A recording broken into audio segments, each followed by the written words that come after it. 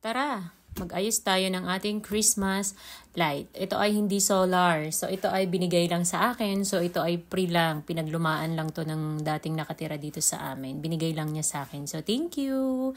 So, ayan, isinusukat ko lang kung siya ay, tama, panama, Tapos, ako ay kumuha lang bumila ko pala ng pandikit sa Mr. DIY para hindi ma-damage naman yung mga didikitan niya. So, ayan. So, ang tagal tanggalin. Wait natin na matapos. Okay. Yan. Ididikit lang natin. Tapos, dapat malinis ang ating surface always. So, ayan. So, ako lang ulit nagbibideo niyan sa aking sarili dahil wala naman akong makakasama sa pagbibideo. So, ayan. Kakatapos ko lang yan mag-jogging. Tapos pag uwi ko, nagkape lang ako. Tapos, ayan, ang inintindi ko, ikinabit ko na dahil nga ay Vermonts na. So, kapag ka nagkaroon ng budget, ay bibili ulit ng solar. Katulad nung solar na nandito sa sala, sa terrace namin. So, ayan, check lang natin kung panama. Nako, ayan. Okay. Tansyahin lang natin na pantay-pantay siya. So, buti na lang gumagana pa din tong Christmas, Christmas lights. So, may presence ng Christmas. Alam mo naman tayo mga Pilipino. Mahilig sa Pasko at sa mga decoration ng pang-Christmas. So, ayan. Tatanggalin natin yung pinakadikit. Kapag ka nagja-jogging talaga ay yung para bang alive na alive ang iyong katawan. Hyper ka. Kapag hindi ako nakakapag-jogging, ang sarap lang umupo ng umupo. Tapos magkape na hanggang lumamig na lang yung kape ay hindi pa tapos. Pero kapag ka ganitong nakakapag-papawis, nakakapag-workout, nakakapag-walking or jogging, ang sarap sa pakiramdam ng kumilos. Napaka-productive mo. Tapos pagdating mo ng gabi, ang sarap ng tulog. So, ayan. Nataas pa yung aking damit at sikip. Okay, guys. Tagal-tagal. Okay. Ay, yung damit kong ari ay binili ko lang yan sa online. At mahal nga pag original. Ayos din. Malaking tulong sa akin. Ako'y hindi masyadong nangingitim. At saka, mas komportable akong isuot yung mga ganyan kapag ako'y nag-workout. Ako'y nakakakilos ng maayos, baga. Yan. Gusto ko yung mga ganyan lang, yung balot. Balot na balot. Kasi mabilis din akong maging, mangitim. So, ayan.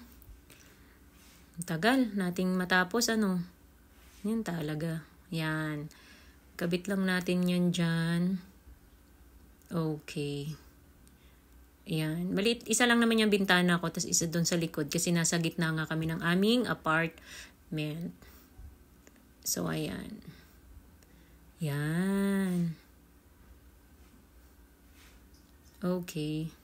Diyan pa yung sinampay ko, tutupiin ko pa yan. After ko naman ditong magkabit ng mga ganyan. Tapos ako'y maglilinis sa loob ng bahay. Tapos mamaya-maya ay susundo na sa mga bata. Pagkatapos naman nun ay magtuturo na sa mga makukulit. So, ayan. Ayan. Okay na. Yan. Sana matibay lang yung ating pandikit nang hindi matanggal-tanggal. So, ayan. Check natin ulit. Yan. Mamayang gabi ako'y excited na. Charot. At matutuwa ang mga bata sa mga ganito.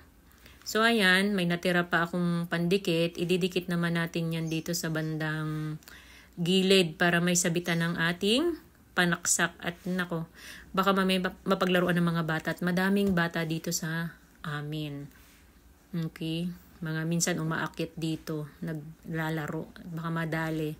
So, yung mga ganong bagay, iwasan na lang natin na bago pa mangyari. Naksa, yung prediction ba doy? Oy! So, ayan. Para hindi maiwasan natin yung ganon, gawa na natin agad ng solusyon. Ayan. Lagyan natin ng sabitan niyang ganyan. Para hindi nila madali, di ba? O, yan. Para kapag hindi siya gagamitin, lang natin siya doon. Isabit lang natin. Tapos try natin kung gumagana. Yun, gumagana. Maganda yan kapag gabi. Oh, yung magtatanong dyan sa bintana ko, yan ay binili ko na lang din sa Shopee, ha? Yan ay crystal, basta dinidikit lang yun sa glass. Ang ganda, hindi kita sa loob. Kasi itong bintana dito sa apartment, syempre, lang yun, yung bang, mumurahin ba? Kay apartment man lang siya. So, ayan. So, dinikitan ko siya para, kasi kahit may kurtina siya, nakikita ka pa din sa loob. Kasi yung aking kurtina ay para siyang citrus type. So, parang kita ka pa din kahit papaano. So, parang comfortable ka, may peace of mind. So, nilagyan ko ng ganyan, yung may pandikit siya. Okay naman. And then, ayan, tapos na. Yehey! Ako ay magtutupi na after nyan. O, try natin ng ibang kulay. So, yan. So, kapag may budget tayo, bibili tayo ng solar doon sa terrace para maganda siya. Para may presence siya ng ating Kapaskuhan. At ang mga bata ay masaya kapag may Christmas lights. So, ayan. Thank you for watching.